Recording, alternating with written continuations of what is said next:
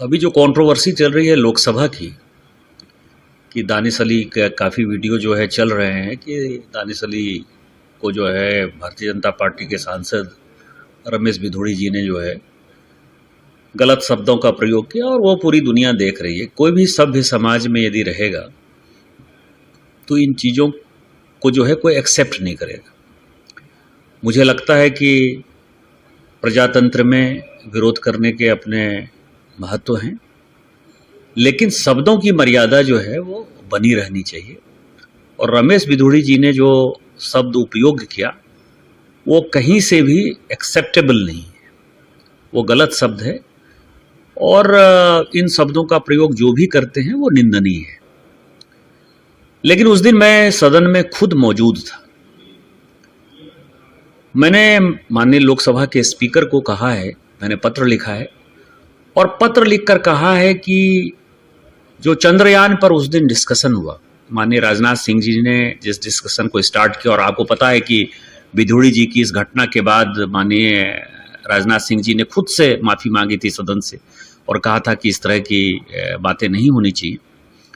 वो बात ख़त्म हो गई थी, लेकिन आफ्टर थॉट के तौर पर जो है विपक्ष ने इस मुद्दे को जानबूझकर उठाने की कोशिश की। मैं खुद वहाँ मौजूद था, और बार बार दानिश अली प्रधानमंत्री जी को नीच कह रहे थे। और यदि आप प्रधानमंत्री जी को, देश के इतने लोकप्रिय प्रधानमंत्री जी हैं, गरीब का बेटा हो गया तो आप उसको नीच कह दोगे? आप अपने नाम के पीछे यदि कुंवर दानिश अली लगाते हो, कुंवर का मतलब यदि राजा यदि आप हो गए तो आप अपने आप को किसी को भी जो है कीड़े मकोड़े समझोगे। और स्वाभाविक है कि हम भारतीय जनता पार्टी के लोग मोदी जी के कारण ही जीत कर आते हैं। मोदी जी हमारे नेता हैं, तो हम जो है जीत कर आते हैं। जनता वोट मोदी जी को देती है। और कोई स्पीकर यदि बोल रहा है, उसको बार बार प्रोवोक कर रहे हो, रमेश भिदोड़ी जी को प्रोवोक किया, और उसमें भी आप प्रधानमंत्री जी को इस तरह से डेरोगेटरी रिमार्क्स के साथ प्रोवोक करोगे, तो स्वाभाविक है कि वो प्रतिक्रिया होगी। तो मैंने स्पीकर साहब को कहा कि इसकी जांच कराइए। केवल इसकी ही जांच नहीं कराइए, आप ये देखिए कि चाहे वो रामायण हो, महाभारत हो, गीता हो, वेद हो, उपनिषद हो, हमारे लिए वो महत्वपूर्ण है। जो भी उसमें लिखी हुई बातें हैं वो मेरे लिए पत्थर के लकीर के समान है। कुरान में जो बातें लिखी हुई हैं वो मुसलमानों के लिए पत्थर के लकीर के समान है। बाइबल में जो बातें लिखी गई हैं वो क्रिश्चियंस के लिए जो है पत्थर के लकीर के समान है। और कुरान में क्या लिखी हुई है आज तक कोई चर्चा नहीं करता। चांद के बारे में उनकी एक अलग ओपिनियन है, साइंस का एक अलग ओपिनियन है, लेकिन उस पर चर्चा नहीं करता। उस दिन सौगत राय कहते हैं कि पुष्पक विमान था ही नहीं, राम का एग्जिस्टेंस ही नहीं है। डीएमके वाले कहते हैं कि हम द्रविडियन हैं, कोई हिंदू धर्म ही नहीं है, कोई सनातन धर्म ही नहीं है, सेतु समुद्रम को आपने ये कर दिया। कोई उसको कीड़ा कह रहा है, कोई मकोड़ा कह रहा है, कोई एड से तुलना कर रहा है।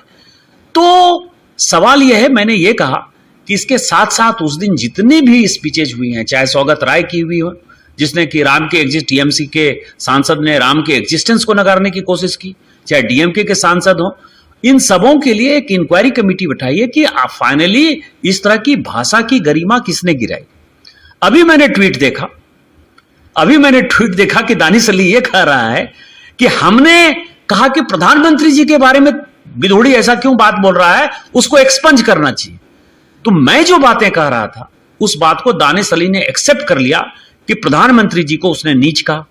और आपको ध्यान है कि जो गरीब पिछड़े जाति के लोग हैं, मोदी जी के ऊपर डेरोगेटरी शब्द का रिमार्क करके, और मैं सावरकर नहीं हूं और माफी नहीं मांगूंगा, राहुल गांधी जी को सजा हो गई। आज तक उन्होंने मोदी समाज से माफी नहीं मांगी, इसलिए दोनों जो है गलबैया डालने के लिए कल राहुल गांधी जी गए। इसके अलावा आप जिस किसी भी सांसद से पूछेंगे, आज रवि किशन जी ने मुझे फोन किया था गोरखपुर से, और रवि किशन जी ने कहा कि भैया आपको ध्यान है कि जब पॉपुलेशन कंट्रोल पर हम बात कर रहे थे तो मेरे ऊपर, मेरे पत्नी के ऊपर, मेरे बच्चों के ऊपर उसने डेरोगेटरी रिमार्क किया कि तुमको तो 4 बच्चे हैं और कहां कहां होंगे। तो आप ये समझें कि दानिश अली और इस तरह के जो कांग्रेस के लोग हैं, टीएमसी के लोग हैं, या जो भी डीएमके के लोग हैं, ये सभी हैबिचुअल ऑफेंडर हैं, और ये घटिया घटिया बातें करके भारतीय जनता पार्टी के सांसद को प्रवोक करते हैं।